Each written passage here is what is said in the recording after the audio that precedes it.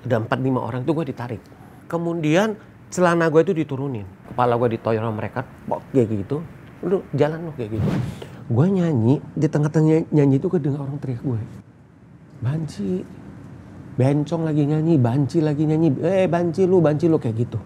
Itulah pertama kali gue ngerasakan kayak sakit hati yang dalam banget ya. Gue masuk kamar, gue nangis. Kenapa gue dihina, kenapa gue diejek, kenapa gue digituin.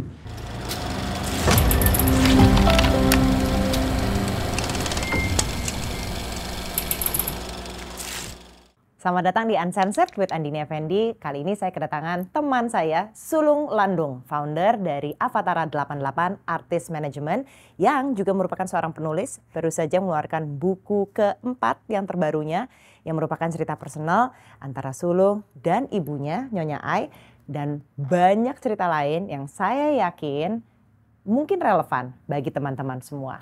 Inilah Uncensored with Andini Effendi.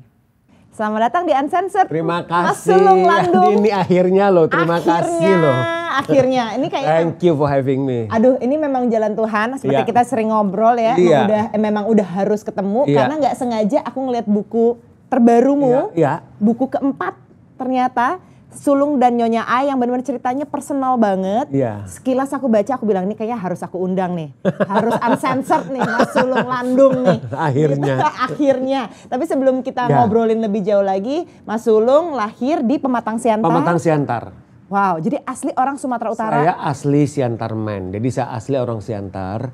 Siantar itu adalah kota kedua terbesar di Sumatera Utara setelah Medan ya, Siantar seperti itu. Jadi gua itu lahir sampai SMA di sana. Wow. Yes. Sulung dari 5 bersaudara. Iya, gua paling gede, gua ada 4 saudara lagi seperti itu. Wow, terus udah gitu juga bintangnya Aries. Jadi makanya kita nyambung. Iya, gua 22 Maret.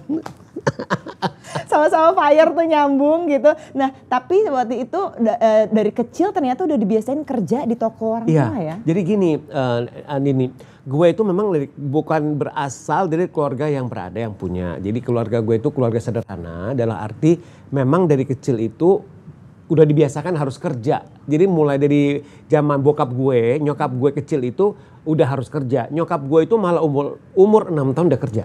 Dia itu jadi ART waktu itu karena saking susahnya keluarga nyokap gue. Bokap gue dari umur 7-8 tahun sudah ikut nenek gue. Dianggap panggil ama gue itu ke toko. Jadi mereka itu punya toko di pasar namanya Pasar Horas. Nah, jadi bokap dari umur 7 tahun sudah mulai kerja gitu. Nah, jadi kebiasaan itu diturunkan ke anak-anaknya. Jadi kayak gue itu SD aja gue udah begitu pulang sekolah gue udah mulai harus jaga toko. Wow, jadi didikannya keras banget.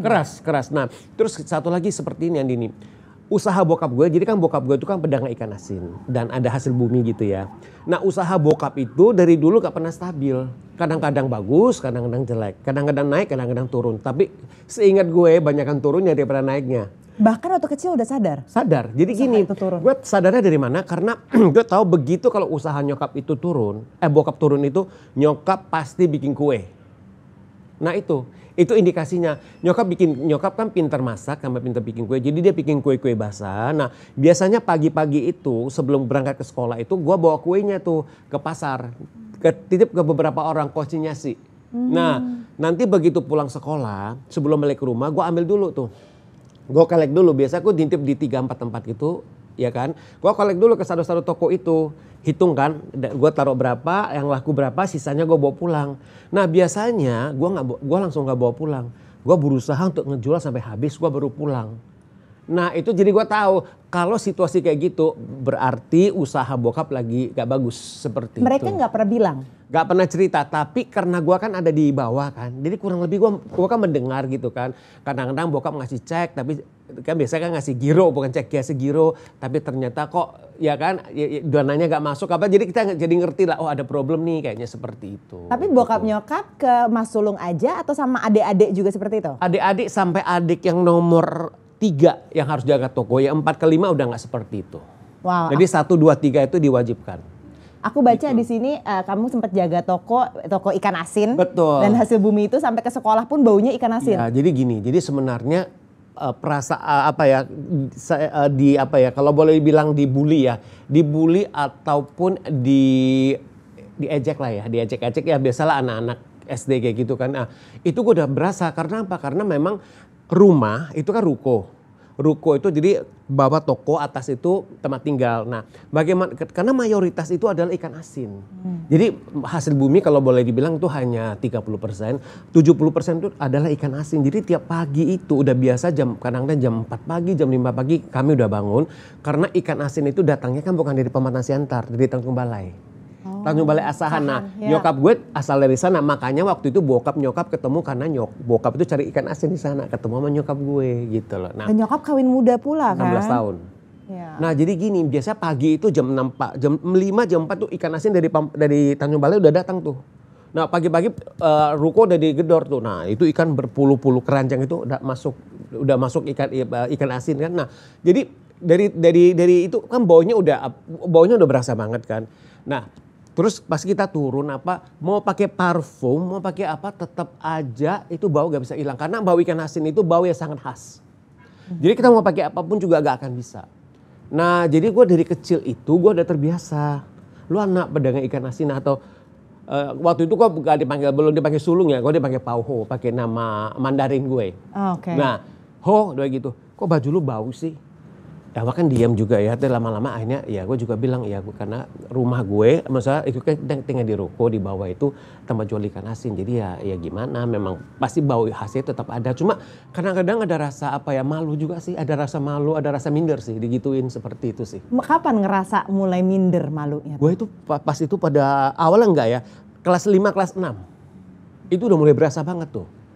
Jadi berusaha tuh pakai parfum tapi nggak akan bisa. Lu sekolah juga masa lu pakai parfum sih nggak mungkin juga kan. Tegur juga sama guru. Ya jadi gue terima aja kadang-kadang teman-teman nggak mau dekat-dekat sama lu bau kayak gitu. Seperti itu gue ngalamin terus constantly. Dan itu sampai SD, kemudian SMP sempat di Medan. Di Medan setahun. Dititipin sama tante ya? Nah itu ada ceritanya juga tuh Andini. Jadi gue baru tahu gue dititipin di Medan itu karena usaha bokap itu lagi jatuh banget. Jadi mereka titipin ke tante dan gue sekolah itu di sekolah, gue masih ingat itu sekolah Islam namanya Amir Hamzah karena murah. Agak-agak semi sekolah negeri gitu karena murah banget biaya uang sekolahnya. Dan sebagai Buddhis sekolah di sekolah Islam. Nah, jadi dan kemudian dan maksudnya kan gue gak harus bayar uang makan sama penginapan, ya kan? Jadi literally cuma bayar uang sekolah aja. Seperti itu. Tapi gue gak betah di Medan. Kenapa di Medan gak betah? Gue gak betah karena satu, gue gak terlalu deket sama keluarga tante gue. Gitu. Anak-anak tante gue juga gak terlalu deket sama gue karena bedanya cukup jauh. Jadi gue tuh ngerasa sendiri aja gitu loh. Dan environmentnya juga gak terlalu, di sekolah juga gue gak terlalu connect gitu ya. Jadi akhirnya gue ngomong sama nyokap dan kayaknya nyokap juga menyadari daripada anaknya kayak gitu. Udah dibawa pulang lagi. Jadi kelas 2 SMP gue balik lagi ke Pematang Siantar. Happy gak waktu balik lagi tuh? Happy. Gue happy karena gue ngerasa walaupun kota Pematang Siantar itu juga bukan kota yang ramah buat gue. Karena gue mengalami berbagai macam luka di sana. Tapi gue kayak balik ke roots gue aja. Gue balik ke roots gue aja, ke akar gue. Jadi gue happy gitu. Dan waktu itu ada kakek angkat gue, beliau tuh dari orang Batak gitu ya. Kalau nggak salah waktu itu beliau itu adalah kepala dinas PU kalau nggak salah. Dia tuh diangkat anak sama bokap gue, diangkat anak karena saking dekatnya mereka sering belanja. Nah, opung gue inilah yang membantu gue mendapatkan sekolah Katolik tapi dengan biaya yang sangat murah. Di Pematang Siantar, STMP-nya namanya Bintang Timur. Itu. Wow, oke. Dan dari kecil memang kamu tuh demen nyanyi, Mas Sulung? Jadi gini, sebenarnya itu gue itu hobinya itu dari kecil itu gue suka nyanyi dan nari. Sebenarnya dua, nyanyi dan nari. Cuma sama bokap gue itu nggak diizinkan karena lu anak laki, lu cucu pertama, masa lu nyanyi sih, masa lu nari sih, lu harusnya hobi lu itu bukan itu, hobi lu olahraga. Nah, yang cowok banget gitu. Gua nggak terlalu suka olahraga, tapi gimana maksudnya gak bisa gue paksain juga kan. Gue berusaha untuk ikut olahraga tapi gue nggak suka. Dan jadi yang gue lakukan itu ya memang gue senang nyanyi dan gue senang nari dan itu nggak dibikin-bikin, memang gue prestasi gue di sana cukup lumayan seperti itu gitu sih. Dan ternyata prestasi musik akademisnya juga bagus juga ya. Not bad. Jadi gue itu di sekolah itu gue nggak pernah dapat nilai merah. Kemudian pernah sih dapat nilai merah. Gue pernah dapat nilai merah. Itu gue dapat nilai merah gue itu adalah IPA. Karena gue nggak suka IPA, ya kan? IPA ya kalau nggak salah. Jadi itu kimia, menggambar, prakarya, matematika gue jelek banget. Tapi kalau sejarah gue bisa dapat 10, geografi gue bisa dapat 10, agama gue bisa dapat 9, bahasa Inggris gue bisa dapat 9. Tapi kalau yang menyangkut yaitu yang matematika, kimia, menggambar, ilmu pasti itu gue dapat dia paling bagus 6. Selebihnya 4, 5 pernah. Tapi memang seperti sering itu. Perform gitu dari zaman SD, SMP gitu ikut panggung apa? Jadi sebenarnya kalau nyanyi itu gue cuma sampai SD saja. Ya. Tapi kalau di SMP gue belum. SMA yang gue sering perform. Kalau SMP gue masih belum. Jadi SMA gue sering perform itu tapi gak nyanyi. Itu segala macam gue ikut. Jadi kayak cerdas cermat gue ikut. Lomba pidato gue ikut. Kemudian lomba nari gue ikut. Seperti itu dan di SMA malah gue sempat jadi ketua kelas selama 1 tahun. Wow. Seperti itu. Jadi SMA itu kan sebenarnya kalau dari buku itu adalah titik di mana memang kamu udah bodo amat. Gue bodo amat. Orang mau ngomongin gue apa, orang mau olok-olok gue apa, sebodo amat. Gue nggak peduli. Nah, seperti itu. Ini juga mungkin yang menarik untuk kita bahas karena aku yakin banget banyak yang ngalamin ini juga ya perundungan, bullying. Bullying, ya. Dan Mas Sulung nih cerita gamblang banget di sini dari SD sampai SMP. Kamu memang mengalami perundungan itu. Yes, definitely. Dan yang benar-benar emang ya kalau dulu nggak ada sosial media, kalau sekarang kan udah direkam dikeluarin anaknya, iya kan? Betul. Boleh diceritain nggak tuh Mas, seperti apa sih yang trauma itu? Ini aku tahu ini trauma, jadi kalau kamu nggak comfortable aku paham. Gue akan cerita nggak apa-apa. Sharing deh Mas, seperti apa sih trauma kamu itu dan gimana tuh healing? Iya, gue akan cerita karena maksud gue, niat gue sebenarnya nulis buku itu kan untuk gue tuh menceritakan itu kan. Jadi sebenarnya itu bermula dari waktu gue sebenarnya kelas 3. Jadi gini loh, gue itu memang karena nyokap gue itu kawin 16 tahun. Dia belum siap untuk menjadi ibu. Kalau gue melihatnya seperti itu dan dia juga mengakui waktu kita ngomong heart to heart ya gitu loh. Dia kawin dengan bokap gue itu hanya dia pengen lari dari kesulitan hidup yang dialami sama keluarga dia gitu. Nah 17 tahun udah lahir gue. Nah gue ya nyokap nyonya Ai waktu itu juga dia pasti nggak ada tools bagaimana harus membesarkan anak. Seperti apa, mendidik anak seperti apa. Mungkin ya kan dia sempat ngerasa malah itu dia sempat ngomong sama gue dengan lahirnya gue kayak gue menjadi beban aja seperti itu. Nah jadi gue lahir dan besar itu sama nenek gue, sama ama gue. Nah sama tante-tante gue. Jadi gue besar dan gue dari kecil sampai umur ya boleh dibilang sampai gue kelas 5 sampai SD itu ya gue perempuan-perempuan yang selalu surrounding sama gue kayak gitu.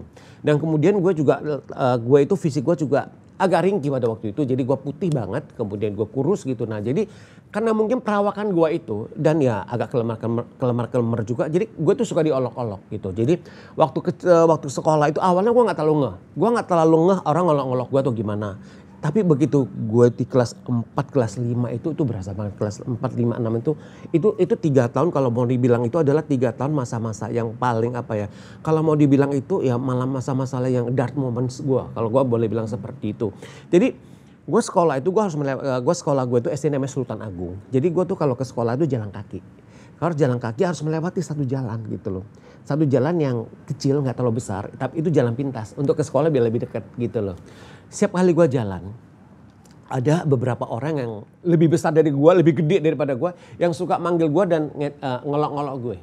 Awalnya gue gak peduli, gue jalan aja. Udah lagi. Tapi gue habis itu kok gue dihina ya? Kenapa gue diejek-ejek seperti itu ya?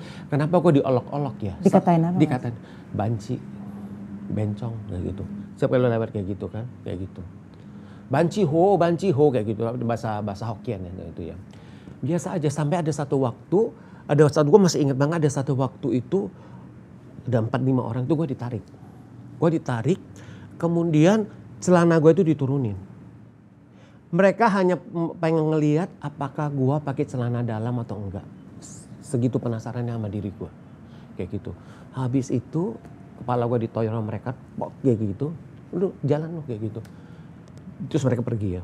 Nah itu mau buat gue kan gue masih umur kelas kalau nggak salah gue kelas 5 ya. Itu kan satu apa ya kalau mau dibilang itu satu shocker ya gitu maksud gue. Gue jalan sampai gue berpikir kok gue digituin ya sama mereka ya, salah gue apa. Tapi gue gak punya keberanian untuk konfrontir sama mereka. Gue gak punya keberanian untuk ngomong lu gak ada. Gue gak punya keberanian seperti itu. Jadi ya udah mereka jalan duluan, ya udah gue benerin celana gue Pas lagi hujan tuh gue inget tuh. Mereka bubar karena hujan. Gue yakin kalau nggak hujan mungkin gue akan mengalami perlakuan lebih parah lagi. Jadi gue rasa semesta membantu gue. Nah jadi karena hujan mereka bubar, udah gue jalan kayak gitu ya. Jadi di hujan deras itu tangisan gue juga deras. Jadi kayak gue ngerasa gue di ini sama semesta aja gitu loh. Maksud gue oke, semesta bisa ngerasakan painfulness gue seperti itu. Sampai di rumah gue gak cerita apapun ke orang tua gue. Ke nenek, ke apa, gue gak pernah cerita. Gue pretend semuanya oke, gak ada apa-apa. Nah itu constantly mereka lakukan, ngejek ya gitu loh. Maksudnya tapi kalau yang fisik itu cuma sekali itu. Mereka itu constantly itu sampai akhirnya gue udah rasa kebal aja gitu loh. Udah ngerasa kebal aja. Sampai ada satu momen kalau gue itu adalah satu satu trauma yang ternyata itu yang gue bawa dalam hidup gue selama berpuluh-puluh tahun kayak gitu loh. Adalah saat karena gue suka nyanyi, gue masuk final. Ini kelas berapa? Kelas 6 SD gue ingat. Kelas 6 SD gue masuk final. Gue salah satu finalis. Waktu itu gue memilih lagu Simfoni yang Indah. Simfoni yang Indah, gue latihan. Gue punya satu keyakinan, ini kesempatan gue untuk menunjukin ke orang-orang yang hina gue itu bahwa gue punya prestasi. Ini kayak kesempatan gitu aja kan untuk gue. Ya istilahnya itu waktu itu revenge lah kayak gitu kan. Nah udah waktu itu juga Nyonya Ai juga bilang dia mau datang mau lihat. Seneng lah gue kayak gitu kan, ditemenin sama nyokap gue gitu. Gue masih ingat itu acara siang kok jam-jam 10 gitu ya. Dan itu bukan di dalam ruangan tapi di luar ruangan aula. Aula sekolah gue gede kayak gitu kan. Udah nama gue dipanggil, gue cukup pede kan, gue nyanyi. Gue nyanyi, begitu gue ini di tengah-tengah nyanyi itu gue dengar orang teriak gue. Ratusan orang ya, bukan cuma puluhan, ratusan orang itu. Banci, bencong lagi nyanyi, Banci lagi nyanyi, Banci lu kayak gitu. Gue liat nyokap gue itu di sana lari tuh ngejar orang teriak. Tapi bukan satu orang, ada beberapa ya. Itu momen itu demi anak gue itu harus menyelesaikan nyanyian. Kemudian gue diejekin seperti itu, tapi gue harus bertahan. Itu luar biasa, itu gue itu ya. Itu suara gue itu udah gak jelas tuh. Dan itu gue gak menang. Gue tahu gue gak menang karena suara gue pasti fals. Mata gue berkaca-kaca kayak gitu ya. Terus ya udah, gue nggak bisa ngeliat ke arah penonton lagi. Jadi gue pokoknya begini aja untuk menyelesaikan gue nyanyi aja. Begitu gue turun panggung ke backstage itu, gue nangis. Tapi gue nggak ini karena itu kan tapi itu gue nangis. Terus gue juga ngerasa itulah pertama kali gue ngerasakan kayak sakit hati yang dalam banget ya. Kayak salah gue itu apa ya? Kok gue diperlakukan sama orang-orang tuh sebegitu hinanya kayak gitu loh maksudnya. Dan terus gue berpikir apa memang gue segitunya? Apa memang gue orang yang memang nggak punya apa-apa selain fisik gue yang dihina sama mereka ya kayak gitu? Apa karena cara ngomong gue yang nggak seperti sosok laki-laki yang seharusnya itu, makanya gue di pada waktu itu ya gue dilecehkan seperti itu. Maksudnya gue mengalami perundungan seperti itu ya kayak gitu loh. Ya udah, jadi waktu itu gue ngerasakan rasa sakit hati yang luar biasa gitu. Tapi gue nggak bisa menggambarkannya. Rasa itu seperti apa? Tapi itu benar-benar kayak kalau kita bilang itu tusukan yang ke dalam seperti itu loh. Nah kemudian akhirnya ya, nyokap samperin gue ngajak pulang. Pas pulang itu kami berdua itu jalan kaki, ya kan? Diam 1000 bahasa, nggak ada yang ngomong, nggak ada yang bahas apa-apa. Nyokap diam, gue juga diam. Sampai di rumah kita sholat itu semua nggak ada apa-apa lagi. Gua masuk kamar, gua nangis, ya kan? Gua itu ada bantalnya, gua pukul. Kenapa mau ngalamin? Kenapa gua dihina? Kenapa gua diejek? Kenapa gua digituin? Kayak gitu kan cuma bisa aja di kamar aja. Terus gua nulis, gua suka nulis. Habis keluar udah biasa aja. Ya gitu. Pernah nggak Mas Sulung pada saat itu gitu mempertanyakan identitas juga? Apakah aku emang iya gitu? Emang dikata-katain? Iya. Dikata-katain Mbak Ji. Iya, jadi mempertanyakan nggak gitu? Sempat ada. Nah, seminggu setelah kejadian itu, nyokap gue ngajakin gue ke Medan, ke psikolog. Tapi bokap sama nyokap gak jelasin ngapain ngajakin gue ke psikolog. Jadi gue disuruh kayak ada assignment. Gue udah nggak terlalu ingat apa ya, tapi ada assignment, ada harus gambar-gambar yang harus dipilih, apa harus dipilih kayak gitu loh, iya kan? Nah, dan kemudian akhirnya setelah hasil assignment itu selesai, kita pulang juga nggak bahas, nggak apa. Di sana gue juga ngerasa maksudnya apa ya nyokap ngajakin gue ke sana. Nah harusnya sebenarnya assignment itu akan diambil itu seminggu setelah kita dari Medan kayak gitu. Nah 1 hari sebelum nyokap berangkat ke Medan, persis sebelah rumah gue itu kebakaran besar, persis sebelah rumah. Jadi nyokap udah lupa dan dia nggak inget assignment itu seperti apa. Jadi cuma sekali ke psikolog udah. Wow. Dan baru dibahasnya berpuluh-puluh tahun kemudian. Betul. Yang ada di buku ini. Wah, nanti kita ke situ. Tapi aku pengen tahu, jadi ada nggak yang memotivasi kamu untuk, aku tahu kamu cinta banget anak Siantar, cinta banget di sana, yang memotivasi gue harus keluar dari sini. Sebenarnya gini, sebenarnya momentum itu adalah gue berterima kasih dengan Bapak Seno Sunoto. Jadi beliau itu adalah almarhum Pak Seno itu adalah ketua umum NSI Nichiren Shoshu Indonesia. Jadi itu semacam komunitas Buddha. Dan karena gue itu memang dari kelas 3 SD itu gue sudah pemeluk agama Buddha di NSI ini. Jadi gue itu cukup kelas 6 SD. Kelas 6 SD itu gue diajak sama om gue itu untuk jadi umat di NSI. Nah dari sana gue aktif ikut berbagai macam kegiatan. Nah gue ngerasa di sanalah tempat pelampiasan gue. Segala macam keresahan gue, keminderan gue itu bisa gue tuangkan di sana. Jadi di NSI itu mereka itu adalah organisasi yang sangat guyup, organisasi yang sangat hangat. Semua orang tuh diterima dengan baik gitu loh semuanya, dan mereka itu punya kegiatan yang begitu banyak beragam. Jadi kayak ada paduan suara, ada acara donor darah, ada ceramah segala macam. Jadi gue ngerasa alive di sana gitu loh. Nah gue sangat aktif di sana karena gue ngerasa itu kesempatan gue untuk untuk nunjukin siapa sebenarnya diri gue kayak gitu. Nah dari sanalah PD gue mulai terbentuk, perlahan-perlahan kebentuk gitu loh. Jadi gue kalau dalam pertemuan gue selalu ngacungin tangan, gue bertanya. Nah lama-lama akhirnya gue diminta jadi moderator. Nah seperti itu. Sampai satu momen ketika gue kelas 3 SMA, Pak Seno sama Ibu Seno tuh datang ke Pematang Siantar. Jadi mereka kayak kunjungan kerja. Seperti itu. Nah waktu itu gue bertanya ke Pak Seno, ada satu pertanyaan. Setelah selesai acara gue dipanggil Pak Seno. Sulung, itu udah pakai nama Sulung ya, udah bukan Pak Ho lagi. Sulung, kamu udah kelas berapa? Kelas 3 Pak. Aku bilang kayak gitu. Terus habis ini kamu mau kemana? Saya mau kuliah di Medan. Kenapa gak ke Jakarta aja? Enggak sih Pak, Medan aja. Walaupun sebenarnya kenapa milih Medan? Karena kondisi ekonomi keluarga nggak bagus gitu loh. Kalau Medan kan deket, ya kan.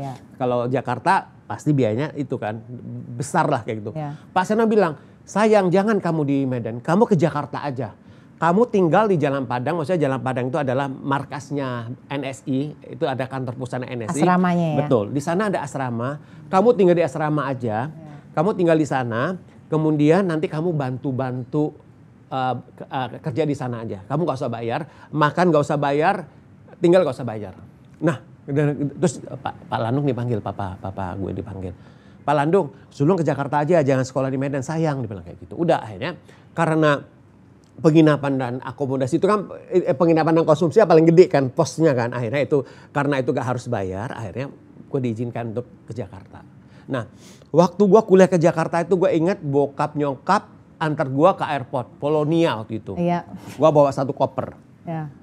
Gua begitu pamitan sama bokap nyokap, gua jalan, gua masuk ke pesawat, dalam hati gua cuma ngomong, gua tidak akan balik ke kampung halaman gua sebelum gua sukses. Itu aja. Tanpa kita tahu takaran sukses itu apa? Pokoknya gua nggak akan balik sebelum gua sukses. Gua bawa satu koper, gua pulang koper gua bertambah, gitu. Jadi gitu pergi aja. Tahun berapa tuh? Tahun 1988. Pulang pertama kali? Pulang pertama kali itu setelah gue selesai kuliah. Gue kan 88, gue 5 tahun setelah itu gue selesai kuliah. Gue 6 tahun setelah itu gue pulang. Udah kerja tuh kondisinya. Udah kerja tapi ya gue sebenarnya gue berasa belum terlalu gimana ya, karena waktu itu memang gue masih kerja di NSI. Tapi jabatan gue udah bagus di sana gitu. Jadi kepala humasnya ya. Betul. Jadi gue pulang deh konteksnya seperti itu gitu. Oke. Dan kemudian kuliahnya di mana waktu itu? Pancasila. Gue ngambil Fakultas Hukum. Oh wow. Iya. Wah, berarti nyambung semuanya ya sebenarnya dengan apa yang kamu kerjain segini. Sebenarnya. Nah, oke, kemudian kamu pulang sempat jadi kerja jadi humas di NSI dan akhirnya tapi kamu punya passion kalau kamu cerita itu adalah di dunia hiburan. Betul. Pada saat itu dunia hiburan berada di depan layar kah atau memang selalu di belakang layar? Gue tuh sering diminta untuk menghubungi pembicara karena kan kita kan organisasi, kita kan makin besar.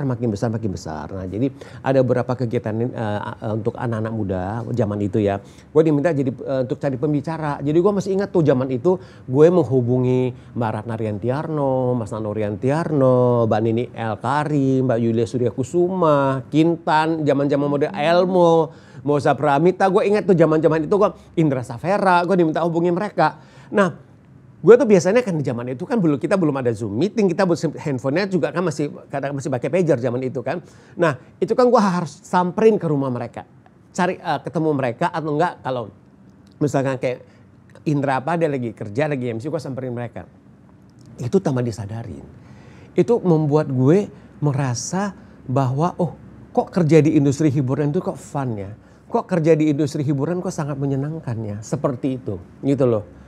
So I thought that it was like a fun job kayak gitu loh, as simple as that kayak gitu ya.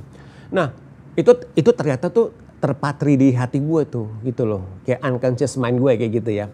Nah kemudian di satu titik di mana pada gue masih ingat itu tahun 1999.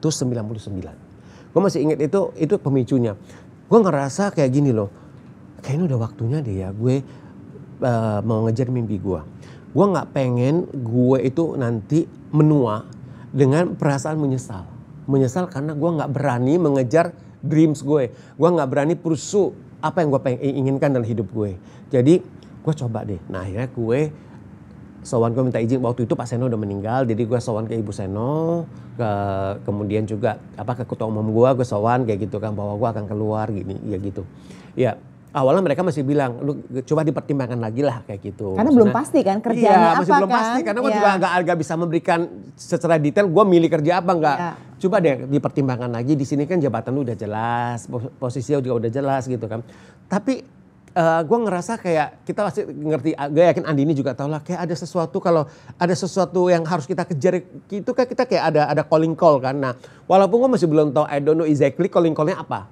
Tapi gue harus kerja di calling call gue kayak gitu. Nah akhirnya setelah itu gue ketemu lagi, gue udah mantap. Akhirnya udah gue memutuskan untuk keluar dari NSI dan kemudian gue ngejar mimpi gue. Walaupun waktu itu masih belum tahu gimana, tapi gue sempat sebelum gue benar-benar masuk ya, gue masih ingat gue sempat bantuin Shanti Harman tuh jadi volunteer GFest. Oh wow. Jadi gue kenal Shanti dari sana. Nah gitu gue jadi volunteer di GFest. Gue sempat bantu Marina Dance Company sama Marlupi Dance Company sebagai PR humas, tapi short term cuma 3-4 bulan aja. Per project aja untuk gue bertahan gitu maksud gue. Nah dari sana akhirnya gue ketemu sama Indra Safera. Nah Indra waktu itu udah punya company kan, IP Entertainment. At that time IP is one of the best ya kan entertainment company ya kan. Nah jadi dia bilang lu bantuin gue aja gitu. Waktu itu gue kerja apa dulu, ikut lu bantu aja gitu. Nah kenalnya pada dari Narsum kan dari dia Narsum. Nah jadi itu Indra yang buka jalan buat gue gitu loh. Nah akhirnya assignment gue pertama itu adalah gue ikutan di Alec Monday. Hard Rock. Zaman itu kan Alec Monday lagi happening banget kan. Nah, jadi lu jadi apa? Pokoknya lu bantu aja. Nah, kemudian setelah itu Indra bilang, "Nggak, ini ada anak baru nih, di ini aja gitu loh. Nanti dia bantuin kerja." Nah, jadi gue masih ingat kerjaan gue pertama waktu itu adalah gue itu menjadi runner PA. Iya, ada. Runner. Itu di bawah kru loh. Belum PA lagi itu masih di bawah PA itu yang disuruh-suruh kalau di ini. Umur berapa tuh? Udah mau 30 tahun, 29 ke 30. Udah tuir kan gue. Nah tapi ya waktu itu ya gue gak kepikiran kayak gitu loh. Gue kalau kepikiran gitu gue gak akan masuk industri ini. Pasti gue takut dong, gila lu udah umur segitu. Jabatan gue udah jadi kepala humas, tiba-tiba jadi runner. Gue gak kepikiran itu sama sekali loh Andini. Gue bersyukur ya, sebenarnya I'm grateful. Nah karena gue belum tahu kerjaan gue apa. Datang dong, gue disuruh datang jam 8 pagi di Hard Rock Cafe. Datang jam 8 pagi pakai item-item. Disuruh datang, oke lu nanti lu beliin makanan ya berapa ini buat kru ini gini. Lu beli minum ya gini. Gue agak shock sih, jujur gue agak shock. Kemudian nanti ada ini lu beli lakban, nanti dia Reza kan, Reza Artamifian. Nanti Reza datang, lu cari ininya, lu bawa baju dia ke Cengjing Room apa segala macam. Oh gitu ya kerjaannya ya. Oke, gue jalanin karena udah kecebur kan, jalanin. Kemudian ada tambahan tugas lagi, dia bilang itu, lu nanti akan buka curtain sebelah kiri, gue masih ingat. Ada 2 curtain dibuka jebret kayak gitu kan. Nah, show directornya Ari Tulang. JR dong, gue masih belum kenal Ari Tulang siapa, gue belum tahu, I have no clue kan about Ari Tulang. Karena waktu itu gue masih gak ada pengalaman sama sekali, gue lihat Reza itu, gue udah terpukau kan. Jadi gue lupa, gue harus buka. Oh gue digentak sama Ari Tulang. Yang sebelah kiri itu siapa? Buka, bukan ini. Ya, gue shock dong, ya Allah. Ini kerjaan ini kok ternyata ini cukup tough ya, ini industri ini ya kayak gitu ya. Judes kan Judes, itu. Gue ngeri di depan banyak orang kayak gitu kan. Oh tough ya ternyata. Oh grogi itu sepanjang itu gue groginya luar biasa. Setelah gue digentak sama Ari Tulang itu sampai acara itu gue tuh groginya luar biasa. Maksudnya gue jangan salah. Nah akhirnya ya puji Tuhan selesai gitu ya, maksudnya lancar. Gue masih ingat itu selesai jam 1. Gue pulang tuh, gue itu zaman itu gue masih kos di Manggarai. Di Manggarai, ada gang kecil gitu kan, Gang Sawo gue masih ingat. Gang Swadaya. Nah pulang jam 1, jam setengah 2 lah gitu, udah beres, gue naik bajai pulang kan. Kan biasa selesai langsung dikasih amplop kan, gue buka. Berapa dapat? 100.000. Tapi, nah itulah di sana itu begitu gue buka, gue terima 100.000, itu kalau gue itu adalah turning point gue. Gue gak ngeluh, gue gak apa, gue cuma bilang Tuhan terima kasih, gue diberikan rezeki 100.000. Gue terima nih uang dengan ikhlas, tapi gue akan stay di industri ini karena gue ngerasa ini adalah jalan hidup gue dan gue akan survive di industri ini. Udah, dari sana aja. Jadi grateful aja? Ya, cepet gue ikut terima itu. Tahun berapa tuh Mas? Tahun 2000. Wah udah kecil itu 100.000, udah inflasi itu. Ya. Wow. Terus kemudian runner berapa tahun sampai akhirnya? Cepet habis runner langsung waktu itu ada launching MTV Tracks. Pokoknya 2 minggu setelah itulah gue dihubungin lagi. Lo kali itu gue udah netting cut tuh. Lo jadi LO ya kan? Itu ada grup ska namanya Severis. Lo jadi LO-nya Severis ya. Siap gitu. Udah. Sebegitu selesai jadi LO, kemudian Intra nawarin gue, lu mau kerja nggak di industri, di IP? Oh gue dengan senang hati, itu dream gue kok kayak gitu kan. Oke jadi apa? Jadi asisten to artist manager kayak gitu. Oke awalnya kayak gitu. Udah habis itu nego, gue masih ingat kok, gue masih gaji gue pertama itu adalah 500.000. Sampai sekarang gue masih simpen tuh surat kan biasa ada tuh slip kan gajinya itu sama ada dari kantor ada Sulung diterima ya sebagai asisten atau artist management, gajinya adalah 500.000. Gue masih sampai sekarang itu formnya masih gue simpen.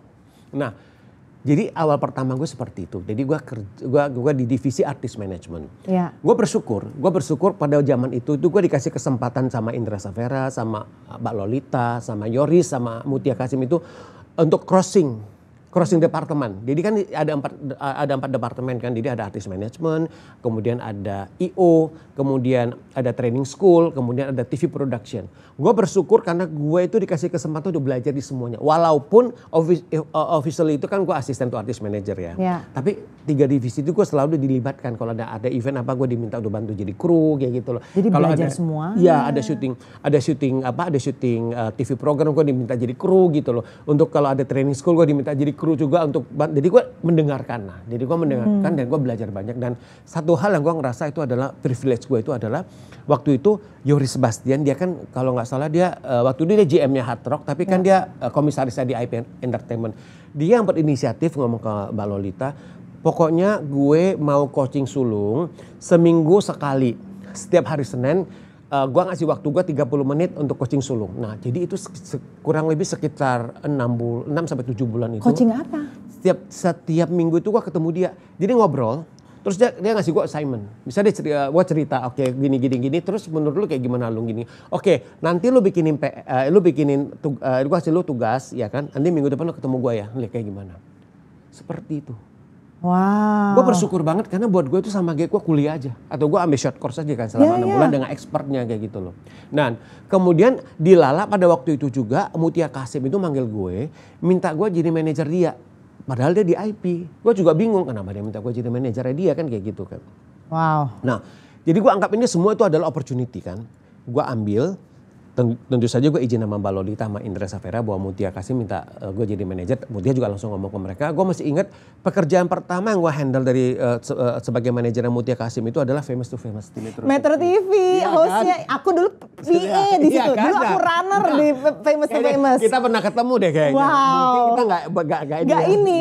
Oh ya ampun. Famous to Famous gue ya ingat itu sekitar 1,5 tahun tuh. Nah itu Andini itu adalah kesempatan gue juga belajar sama Mutia Kasim karena waktu itu kita biasa berangkat dari kantor kan. Dari kantor dia karena kita sama-sama lantai 8 di Gedung Sarina. Jadi berangkat bareng di sana pasti ngobrol kan. Balik dari itu juga dia drop gue misalnya sampai di mana nanti gue cari taksi atau cari bajai gitu. Nah jadi dalam perjalanan itu adalah perjalanan berangkat dan pulang itu gue banyak ngobrol sama dia dan gue mendapatkan knowledge yang luar biasa dari dia. Gila, dari Yoris, Mbak Mutia, Mbak Lolita, Indra Safera, itu udah legend semua. Udah legend semua dan gue mendapatkan kesempatan belajar sama mereka. Gila. Dan kemudian akhirnya kamu pindah ke Look. Ke Look Models. Nah jadi itu gue 3 tahun di IP. Ya. 2003 lah. 2003 gue di-approach sama Nanda Siregar. Ya teman kan? Juga. Teman kita juga. Teman kita juga. Nah dia dapat rekomendasi dari Moza, kakak iparnya kan. Nah Nanda ada di Look kan. Nah jadi dia pengen bikin divisi baru. Look Talent Agency. Nah gue di-approach sama Nanda ngobrol. Gue ngerasa gue kok cocok ya sama dia ya kayak gitu. Tapi kita berapa kali ketemu akhirnya gue rasa gue mantep. Gue rasa ini sebuah challenge kan. Gue ambil, gue minta izin sama Indra, sama Mbak Lolita. Semuanya gue ngasih tahu, oke, silahkan aja lu pindah. Akhirnya gue pindah. Nah kemudian gue dimintalah untuk ngebangun divisi talent agency. Jadi bukan modelnya itu? Enggak, agensinya. Talent agency bukan model. Karena model udah established kan. Ya. Mereka pengen ngembangin lagi, mereka pengen menambah divisi baru. Tapi talent, artis manajemen lah kurang lebih kayak gitu. Nah waktu itu akhirnya yang gue rekrut itu adalah Dian HP. Dian HP join, Dewi Gita join, Dua Percussion join, Cathy Sharon join, dan Kemal ada dia itu VCMTV dia join sebagai talent. Nah 5 talent yang join di Look Talent. Nah gue di sana 2 tahun. Nah setelah 2 tahun di sana itu gue kayak ngerasa gini loh Andini. Gue ngerasa kayak it's time for me to set up my own artist management. Walaupun I have no clue. Udah dong kan udah pengalaman tuh. Tapi gue gak ada clue dari arti oke, nanti step-stepnya seperti apa ya. Cuma gue pengen sendiri aja deh. Segitu aja. Tapi seperti apa gue gak ada. Kayak gitu loh. Maksudnya gini loh. I didn't have a game plan atau a blueprint. Oke, nanti business plan-nya kayak apa? Gak ada cuma as simple as oke, gue mau sendiri aja deh kayak gitu. Nah waktu itu juga kalau mau dibilang itu modal nekat sih karena gue juga nggak punya modal untuk ya kan sewa kantor apa nggak ada.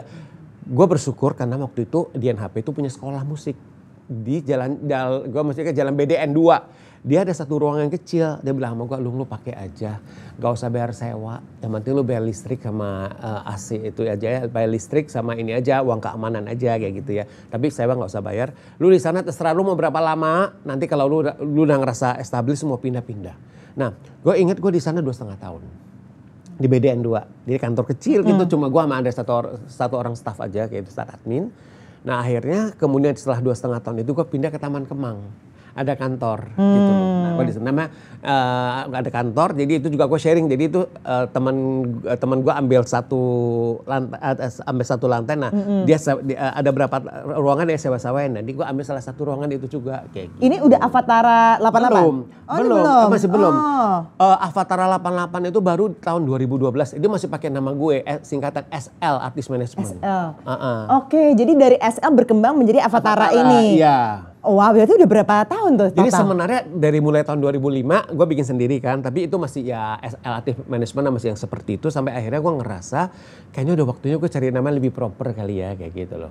Nah karena gue Buddhis dan gue senang dengan bahasa Sanskrit. Akhirnya setelah gue cari-cari dan konsultasi dengan beberapa orang. Salah satunya dengan Tri Utami. Akhirnya itu gue pakai nama Avatara. Dan artinya? Kemudian sebenarnya Avatara itu adalah personifikasi menuju kesempurnaan. Tapi kalau menurut gue kesempurnaan di sini kalau gue ngerasa adalah harus setiap hari itu harus lebih baik. Jadi getting better. Lebih ke sana sih. Jadi setiap hari itu adalah awal yang baik. Karena gue selalu percaya kalau awal yang baik itu hasilnya juga akan mendapatkan hasil yang baik seperti itu. Jadi kayak contoh kancing pertama aja, kalau kita pakai baju kancing pertama kalau kita benar, ke bawah juga benar kan. Tapi kalau kancing pertama kita salah pasti ke bawahnya juga kan nggak proporsional kayak gitu. Nah seperti itu. Nah kalau 8 itu gue nggak ngerti ya Andi ini kenapa ya. Gue itu sangat attach dengan angka 8. Jadi ambil contoh kalau misalkan gue lagi belanja atau misalkan gue lagi makan, gue minta bill, yang keluar tuh sering banget angka 8. Kayak angka 88 tuh gue cukup sering dapet.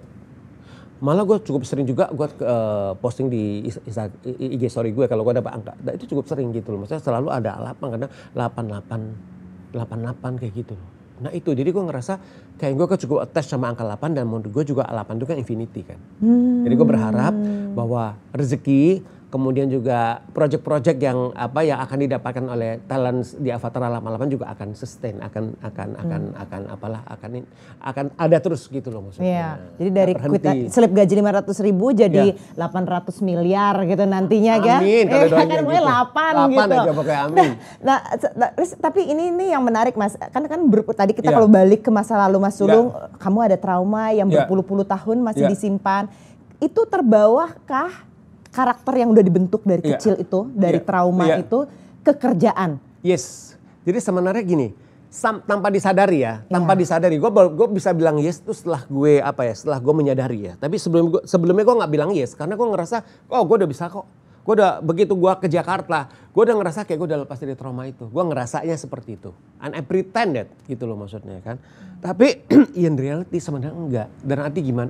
Dalam arti adalah ternyata luka itu terus menghantui gue. Terus mengikuti gue tanpa gue sadarin. Jadi gini, gue itu orangnya kalau misalkan ketemu kesulitan atau apa itu gue gampang down banget. Dan monkey mind gue itu bekerja luar biasa gila. Jadi gue bisa ketemu belum ketemu masalah aja gue udah bisa meng-create.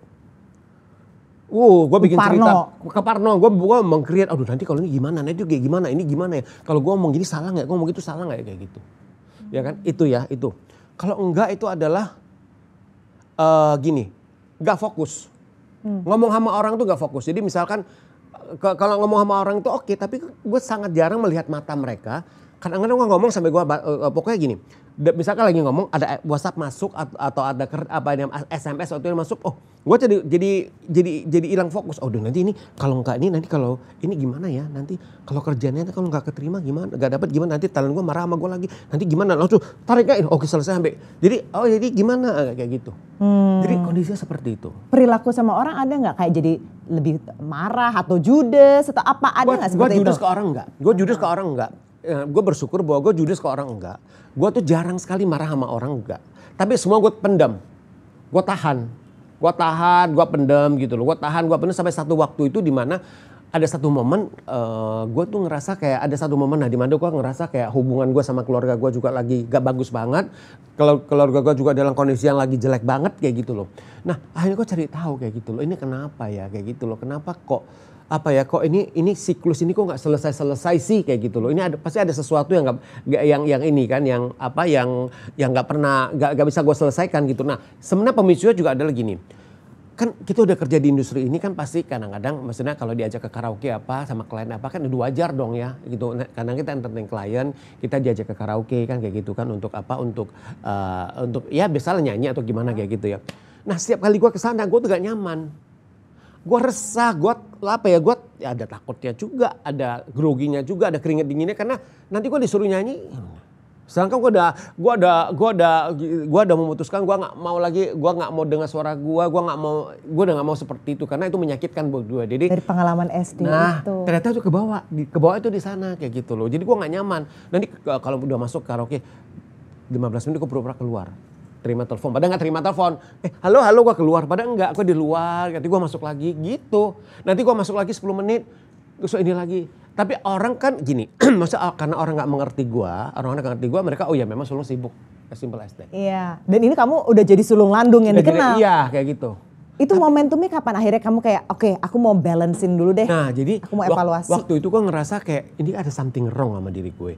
Nah biasanya terus tiba-tiba, nah gue selalu percaya tuh sama namanya waktu sama jodoh ya. Tiba-tiba ketemu temen gue, Adi Sumarjono kalau kenal. Dia itu produser film. Waktu itu gue bantuin dia, gue jadi asisten produser untuk film Serigala Terakhir. Sutradaranya Upi.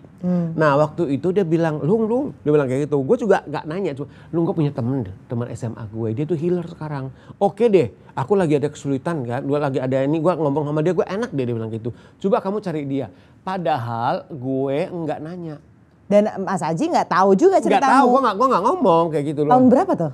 2008. 2008. Nah, 2008 ke 2009. Nah, kemudian akhirnya ya udah gue kesana gitu kan. Gue janjian dikasih nomor telepon, gue janjian namanya Noviana.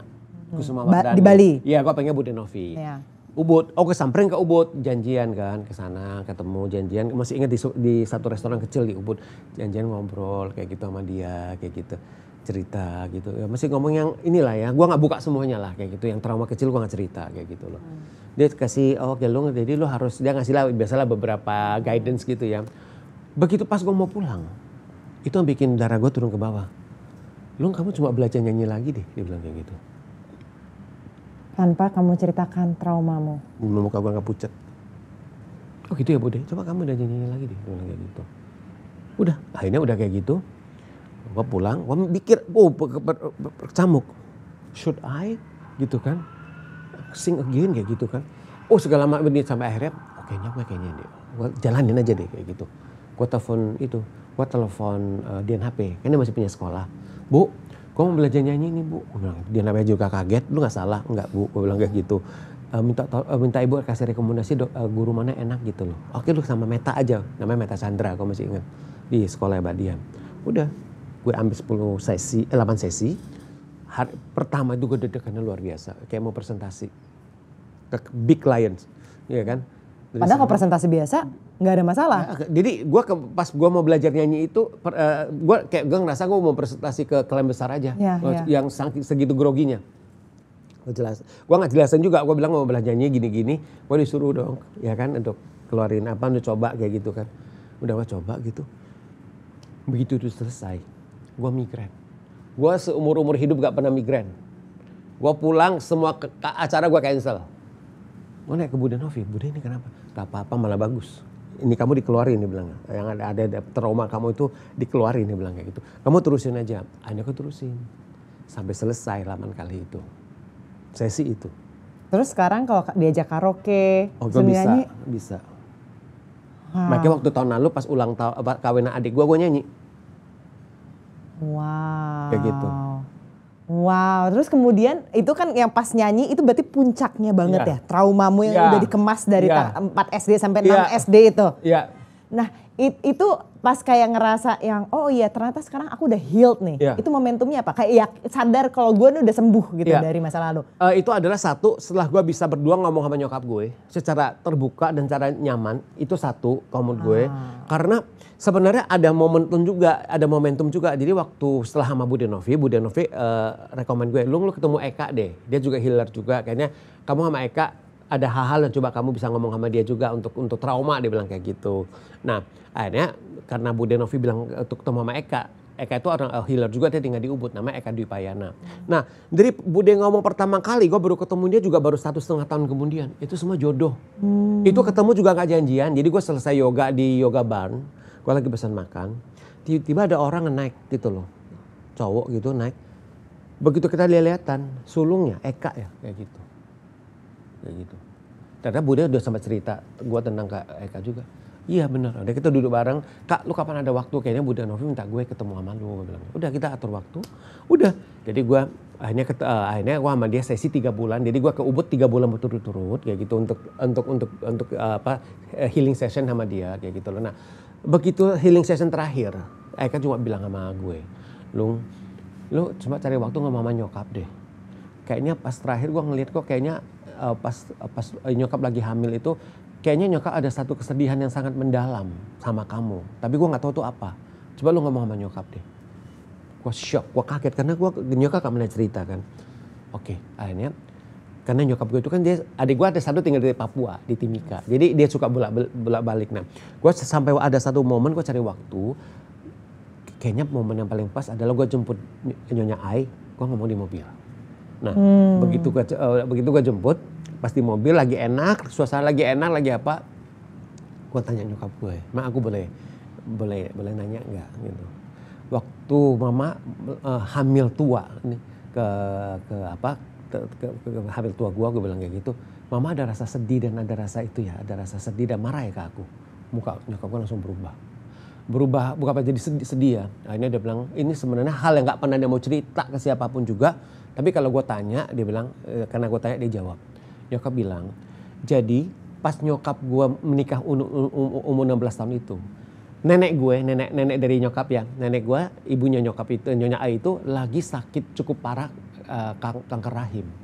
Jadi nyokap waktu kawinan itu ibunya gak bisa datang, jadi nyokap dandan pakai baju pengantin, naik beca ke rumah sakit, pamitan sama ibunya bahwa ini sudah anaknya udah menikah, akan pindah ke kota Pematang Siantar. Zaman itu dari Tanjung Balai Asahan ke Siantar itu 15 jam, saking jauhnya gitu. Jadi belum tentu bisa ketemu kan. Jadi pamitan sama ibunya, akhirnya nyokap ke Pematang Siantar. Nah, saat gua lahir, berapa hari setelah gua lahir, nenek gua meninggal. Nyokap gak punya keberanian untuk minta izin pulang ke keluarga. Dan memang tradisi orang keturunan Tionghoa pada waktu itu adalah 30 hari lu gak boleh kemana-mana. Lu harus memulihkan dulu kondisi dan situasi lu. Nah, di sanalah nyokap merasa sebel sama gue karena gara-gara lu nih, gue gak bisa pulang kalau gak bisa lihat nyokap gue. Ternyata itu ada perasaan itu. Dan itu gue rasakan gini. Makanya itu kenapa kecil itu kan selalu sama nenek gue sama tante-tante gue. Karena gue ngerasa kayak ada semacam rejection dari nyokap gue. Kayak gitu loh.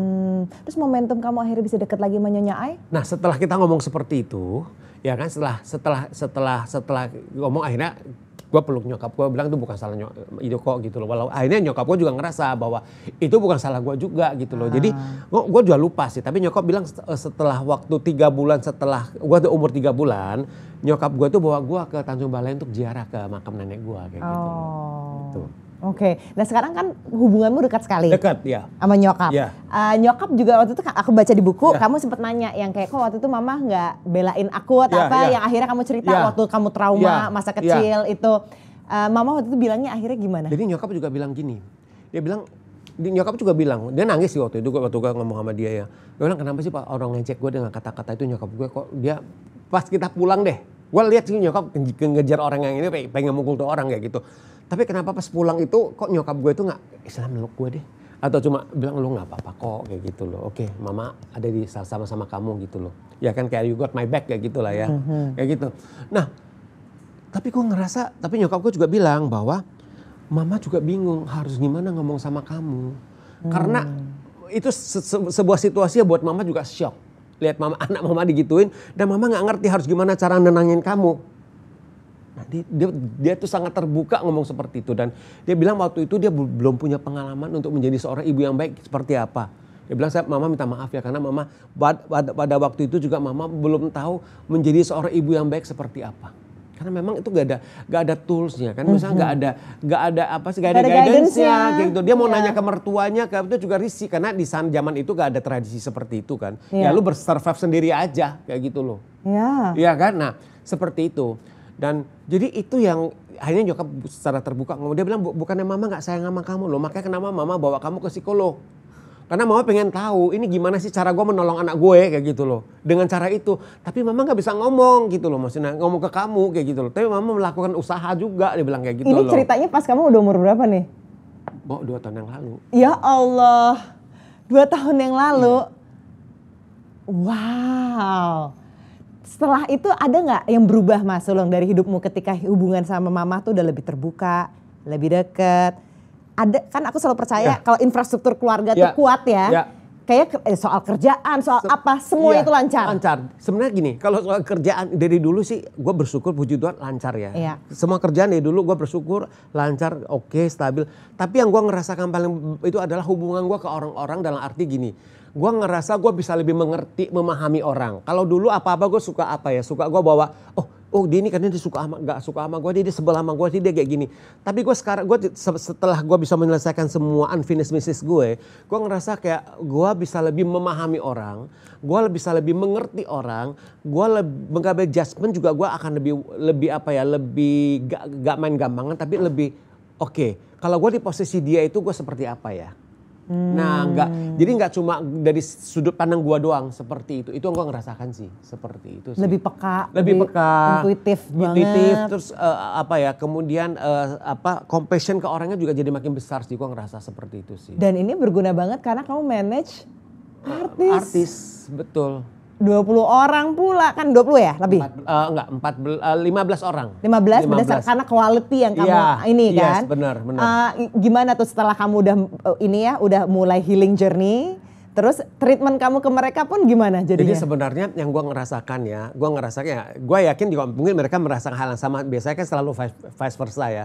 Yang gue ngerasakan itu adalah bahwa dalam menghadapi mereka itu juga kalau dulu ya, apapun ada misalkan kita kerja nggak selalu mulus kan selalu ada up and down, pros and cons selalu ada. Biasa kalau klien komplain apa, gue nggak bisa ini, gue langsung telepon mereka, ini klien ini komplain loh gini tanpa gue memperhatikan atau gue lagi memperhitungkan mereka lagi ngapain.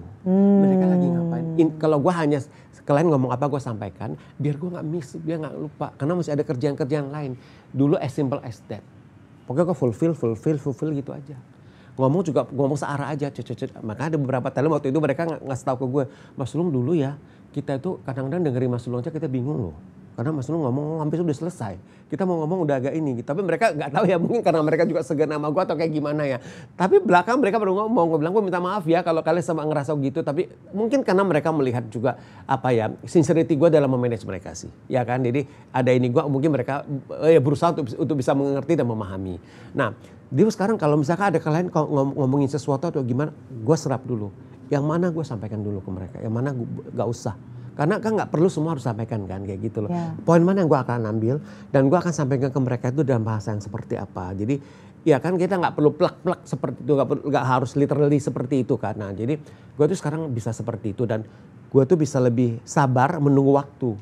Oh mungkin gak usah sekarang, mungkin nanti 3 jam lagi atau nanti agak sore kalau barusan telepon mereka, lihat situasi kondisinya seperti apa. Jadi gue lebih seperti itu sih sekarang gitu loh. Dan menarik karena kamu bilang ke aku adalah business manager mereka. Ya, betul. Aku bukan, I'm not the personal manager. Yeah. Tapi dengan kamu ceritain ini, you are a business manager with a personal touch. Yes, definitely yes. I totally agree with you. Kayak gitu. Itu justru gue ngerasa itu adalah itu adalah kalau dibilang strength gue ya yes, karena memang gue orangnya itu sangat personal. Gue tuh orangnya sangat personal, jadi gue melakukan segala macam itu dengan hati gue, dengan gut feeling gue. Walaupun kita di industri ini kita harus pikirin bisnisnya seperti apa, ya kan, kita harus pikirin bagaimana gue tuh dalam setahun itu gue harus bisa mendapatkan gigs yang memang yang istilahnya gini, mereka itu join sama gue dengan Avatar 88 tentu punya ekspektasi adalah biar hidup mereka itu akan lebih baik lagi, itu udah pasti dong. Dan gue sama talent-talent gue dari yang mereka masih muda, masih piye-piye sampai mereka sekarang udah married, udah punya keluarga. Tentu saja mereka juga punya ekspektasi adalah bagaimana Mas Sulung ya kan untuk tetap bisa mencarikan kerjaan yang bagus ya kan dengan pekerjaan yang bagus dan sustain sehingga mereka itu tetap bisa memenuhi kebutuhan keluarga mereka. Iya kan seperti itu. Nah, jadi gue ngerasa itu kan ada satu memang ada satu ekspektasi. Nah, sekarang adalah bagaimana gue bisa memenuhi itu kan. Dari sana kan memang kita perlu udah harus ada game plan dong, udah nggak bisa lagi kayak dulu kan. Nah, bagaimana strateginya seperti apa, jalannya maunya seperti apa, seperti itu, step-stepnya seperti apa kayak gitu. Nah, itu gue lakukan. Tapi gue melakukan itu gak semata-mata cuma kayak hit and run aja kayak gitu loh. Nah, jadi gue tuh selalu percaya dengan bagaimana itu tetap menjalin hubungan baik dengan semua orang.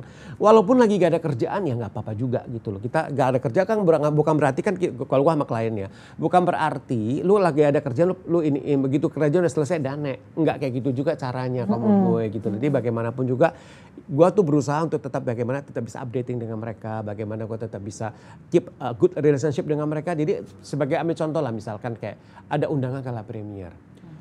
biasanya kan kalau undangan gala premier, kalau filmnya talent gue, of course gue akan involve ya kan, akan datang dari awal sampai akhir. Nah kalau misalkan dari PH yang undang, ya kan dari PH yang dimana talent gue tidak hadir di sana, ya kok gue bisa aja gue nggak usah datang, nggak ada obligasi kan gue harus datang. Tapi gue selalu sempatkan waktu untuk hadir karena apa? Karena itu adalah kesempatan gue untuk bersosialisasi dengan semua orang di industri film gitu loh. Kesempatan gue untuk dapat updating seperti apa. Gue pengen tahu sekarang situasi kondisi seperti apa. Ya. Gue bisa update kondisi talent-talent gue seperti apa gitu. Dan acara-acara lain makanya kita sering ketemu kan di beberapa acara. Nah karena gue ngerasa itu adalah bagian dari networking yang ya paling enak, ya, paling ideal lah di sana sebenarnya kayak gitu loh. Ya, sebenarnya kan? Kita kerja. Kita gitu. Kerja, itu kerja kalau menurut gue. Kan? Nah, kita bukan yang bersenang-senang, kita kerja kayak gitu loh. Nah kalau Mas Sulung aku ngeliat ini udah merekat kembali ke hubungan sama Nyonya Ai. Ya, ini salah satu buktinya gitu perjalanan di sini. Kalau dengan ayah, karena ayah sudah meninggal lebih duluan ya. Apakah sudah ada juga apa ya healing journey-nya? Nah dengan ayah, gue bersyukur ada. Jadi memang gue sama bokap memang gak sedekat dengan gue dengan Nyonya Ai. Gue akui itu, karena bokap itu orang yang yang cukup kaku, ya cukup kaku. Kemudian dalam arti itu adalah dia itu yang bukan lu gimana, lu baik-baik aja gimana. Tapi ayah itu orang yang cukup perhatian. Jadi dia bisa ngomong lewat orang lain. Ya gitu, misalkan ambil contoh. Gue ada supir namanya Umar, dia udah kerja sama gue dari tahun 2005 sampai sekarang. Nah pernah satu waktu Umar ngomong sama gue, Mas waktu Bapak sebelum meninggal Bapak pernah manggil saya di rumah sakit, dia bilang. Bapak cuma titip pesen, kamu jagain Mas Sulung ya, bilang kayak gitu. Kamu Papa meninggal kapan sih? Bokap gue meninggal tahun 2000, tahun ini tahun ke-9, berarti tahun 2012 atau 13 ya. Oh, yeah. Dia tahun ini tahun ke-9. Yeah. Nah bokap meninggal itu kena kanker prostat. Jadi kurang lebih 3 tahun bokap struggling seperti itu. Cuma memang gue bersyukur karena setahun terakhir sebelum bokap meninggal itu, gue itu punya hubungan yang cukup dekat sama bokap dalam arti karena bokap kan tinggal sama nyokap. Jadi bokap itu, gue setiap minggu itu gue pasti datang ke rumah bokap. Ya kan gue ngomong sama dia, gue mijitin kakinya dia, gue mijitin tangannya dia, kayak gitu loh. Waktu itu gue kan sempat belajar Reiki, jadi gue mijitin dia, ngajak ngobrol dia, kemudian biasanya kita bawa mobil berdua gitu ya, sama ini gue sama bokap cerita ngobrol gitu. Nah sampai ada satu waktu akhirnya bokap juga ngomong, Lung, pokoknya kamu gak usah khawatir, apa yang kamu kerjakan itu, ya kan, kamu kerjakan aja dengan sepenuh hati. Walaupun gue tahu awalnya bokap gue juga bingung kerjaan manajer artis itu apa. Karena dulu gue inget banget, adik-adik gue juga gak ngerti kerjaan manajer artis itu apa sih. Gue jelasin ke mereka juga susah, bokap juga susah, lu kerjanya apa sih. Yeah. Tapi yang penting, cuma bokap gue ngerasa ya tiap bulan gue dapat kiriman dari Sulung aja, as simple as that. Tapi kerjaan persisnya apa dia gak tahu gitu loh. Sampai akhirnya bokap ngomong sama gue, pokoknya lu apa yang lu kerjakan sekarang, kalau itu lu yakin itu menjadi idol, lu jalanin aja. Dia bilang gitu, Papa udah gak questioning kok, kamu jalanin aja, dia bilang seperti itu. Gitu. Jadi kayak gue ngerasa kayak dia mengerti pilihan hidup gue gitu. Dia mengerti apa yang gue kerjakan dan dia merestui. Itu sih, jadi gue ngerasa sebelum bokap meninggal itu gue udah memberikan terbaik. Jadi gue setiap minggu gue spend waktu sama dia, gue ajak bokap jalan, gue ajak bokap ngobrol gitu. Sampai akhirnya bokap meninggal, seperti itu. Wow, udah tenang. Udah tenang. Mas Sulung, apa yang kamu harapin dengan kamu nulis ini, healing journey-mu, dibaca dengan masa yang begitu luas, apa sih yang sebenarnya yang pengen kamu sebarkan gitu ya, ruh apa gitu yang pengen kamu sebarin? Jadi sebenarnya itu juga butuh waktu yang cukup lama sih. Sebenarnya gue awalnya sama sekali nggak kepikiran sih gue nulis seperti ini, karena satu gue berpikir buat apa sih gue nulis hal seperti itu, emang sepenting apa sih orang tahu seperti itu, satu ya. Jadi gue ngerasa nggak usah lah gitu. Sampai satu waktu 2 tahun yang lalu lah, gue ketemu teman-teman gue, Reda Gaudiamo. Kalau misalkan Andini kenal juga, dia tuh penulis, dia penyanyi juga, dia editor. Nah kita tuh cukup dekat, jadi dia sempat ngomong sama gue, lu gak kepikirannya, lu nulis hubungan lu sama nyokap lu. Dia bilang karena kalau gue lihat di feed itu kok di Instagram gue, misalnya kamu manis ya. Gue bilang yang Pak Reda lihat itu udah cerita yang manis. Sebelumnya itu hubungan kami gak manis sama sekali, gue bilang kayak gitu. Terus Reda bilang, lu gak pengen nulis termasuk yang gak manis itu? Enggak Mbak, gue bilang gitu. Udah, dia juga gak maksa gue. Kita ketemu lagi. Biasa kita sebulan sekali ketemu. Dia ketemu gue lagi. Lu nggak pengen? Enggak mbak, gue bilang gitu. Gue nggak pengen, gue bilang kayak gitu. 3 kali. Lu nggak pengen? Dia insist banget sampai ke 4 kali loh. Kali keempat tuh gue mikir ya, ini kayak ada call ya, berarti ini kayak calling call lagi ya, gue ngerasa kayak gitu ya. Mungkin gue harus cerita ya, gue bilang kayak gitu. Tapi gue bilang ke Mbak Reda, Mbak, gue akan nulis ini kalau Nyonya A itu blessing. Kalau Nyonya A merestui, karena gue akan cerita kan dari gue menyalahkan dia, gue anggap dia nggak ini sama gue gitu loh. Maksudnya kan kayak gitu. Belum tentu dia nyaman dong, itu harus dikeluarin gitu loh. Walaupun sekarang hubungan kami baik-baik gitu, sangat baik gitu loh. Oke. Hanya gue cari waktu lagi ke rumah Nyonya Ai, cari waktu yang enak ngobrol lagi sama dia. Mah, gue pengen nulis buku, gue bilang kayak gitu tentang perjalanan kecil gue, terus hubungan kita yang dari nggak baik-baik jadi baik gitu loh. Gimana mah, gue bilang gitu. Tapi gue bilang gue akan nulis kalau mama izin. Kalau mama nggak ngasih izin, nggak ngasih restu, gue lupakan, gue tutup tuh ide itu. Kamu tulis aja. Oh. Wow. Begitu nyokap bilang kayak gitu, bener mah, kamu tulis aja semuanya, dia bilang kayak gitu. Oke mah, gue bilang kayak gitu kan. Sebegitu ini loh, berubahnya Nyonya Ai gitu. Maksudnya dari dia dulu kan dari dia umur 16 tahun dia gak ngerti apa-apa sampai sekarang bisa jadi ibu yang begitu wise kayak gitu loh. Nah akhirnya udah kayak gitu, gue ketemu Mbak Reda, Mbak gue akan nulis, tapi satu syarat, lu harus jadi editor gue. Lu kalau gak jadi editor gue gak akan nulis. Nah terus satu lagi gue bilang, kenapa selama ini gue gak pernah mau nulis nih Andini adalah gue gak pengen, gue nulis ini kayak buku ini kayak gue ngejual penderitaan, kayak gue mengglorifikasi painfulness gue gak mau. Yeah. Oh kasihan ya sulung, gue gak mau kayak gitu, itu bukan tujuan gue gitu. Yeah, yeah. Nah tujuan gue menulis ini adalah gue ngerasa, salah satu yang pemicu gue itu adalah gue kan banyak ngomong sama teman-teman gue juga, anak-anak teman-teman gue punya anak segala macam. Gue ngerasakan bahwa ternyata di luar sana lebih banyak lagi orang-orang yang ngalamin hal yang mungkin lebih berat dari gue. Trauma lebih berat lah sama gue, perundungan yang jauh lebih berat dari gue gitu loh. Baik fisik maupun kata-kata jauh lebih berat dari gue. Tapi mereka juga lagi mencari harus seperti apa ya mengatasi itu gitu loh. Nah jadi sebenarnya tujuan gue menulis buku ini adalah gue pengen menyampaikan ke teman-teman sekalian yang punya pengalaman yang sama seperti gue. Yang mengalami trauma sama seperti gue, mengalami luka yang mungkin jauh lebih dalam daripada gue. Adalah bahwa kalian tidak sendiri kok. Gue juga ngalamin itu. Dan satu hal juga adalah bahwa trauma, luka gitu loh. Iya kan? Kemudian juga hal-hal yang apa yang kita anggap itu nggak bisa yang kita anggap udah itu kayak kan gak ada harapan ya buat kita atasi, itu enggak kok. Itu bisa kok. Luka sedalam apapun juga, trauma sedalam apapun juga, kesakitan sebesar apapun juga gitu loh. Itu bisa kita bisa kita hadapin, bisa kita atasi, bisa kita sembuhkan kok seperti itu. Tapi memang butuh proses yang panjang. Dan satu hal juga, itu harus dari diri kita.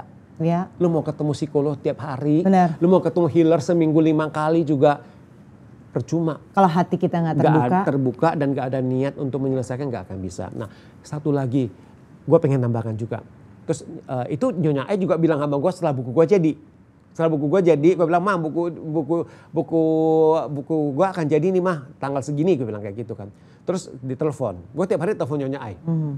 Nah terus Nyonya Ai bilang, kamu tahu nggak sebenarnya apa yang bikin Mama langsung bilang iya waktu kamu minta izin sama Mama. Waktu kamu kecil, kamu kan suka nulis diary kan, jurnal, sampai sekarang juga kamu masih nulis. Nah ada satu waktu pas Nyonya Ai lagi bersihin kamar gue, jurnalnya gue lupa masukin. Tergeletak di meja, dibaca sama Nyonya Ai. Dia bilang di sana Mama nangis karena kamu cerita persis kamu diapain, kamu ngalamin gini. Dia bilang kayak gitu. Pas Mama baca Mama nangis. Gila ya anak gue tuh mengalami hal yang kayak gini ya gitu. Habis dia masukin lagi. Dia bilang makanya kenapa kamu minta izin, Mama langsung iyain. Dia bilang gitu. Karena Mama membaca jurnal kamu, dia bilang kayak gitu. Karena itu journey healingnya dia juga. Iya benar, itu sih. Iya kan? Gue juga baru tahu, Mama gak cerita, Mama baru ngomong sama kamu sekarang, Mama baca, dia bilang gitu jurnalmu. Wow, gitu. Ini yang bagus juga nih ya Mas Sulung. Jadi kamu mempersembahkan buku ini bagi siapa saja yang merasa sendiri dalam perjalanannya menuju pulih untuk menghargai hidup yang begitu berharga. Betul. Karena kita semua berharga. Aku selama kenal kamu, kenalnya hi bye aja, tapi sekarang I consider you as a treasure and my friend, my good friend. Jadi thank you so much. Thank you so much for sharing Mas Sulung, beneran. Thank you so much. jam 3 pagi aku mendengar suara kitten nangis, langsung keluar gitu kan, mencari ke tempat sampah besar yang deket pohon besar gitu. Terus baru sadar ini jam berapa, terus nih pohon gede, horor banget. Bisa nggak sih ini intuitive animal communication diimplementasiin ke manusia? Tapi susah karena manusia punya banyak topeng dan persona dan punya banyak ego, fear. Mungkin hati ngomong apa tapi nggak usah lah. Nggak, lo masih takut, nggak usah lah, apa ntar ego gue gimana gitu. Jadi itu yang bikin akhirnya nggak jadi susah untuk ngobrol sama manusia through intuition in a way. Thank you for watching. This program is part of Cauldron Talks. Selain di YouTube, teman-teman bisa nonton di Facebook Watch dan dengarkan di Spotify atau Apple Podcast. Cari Cauldron Talks. If you enjoy it, please share with others.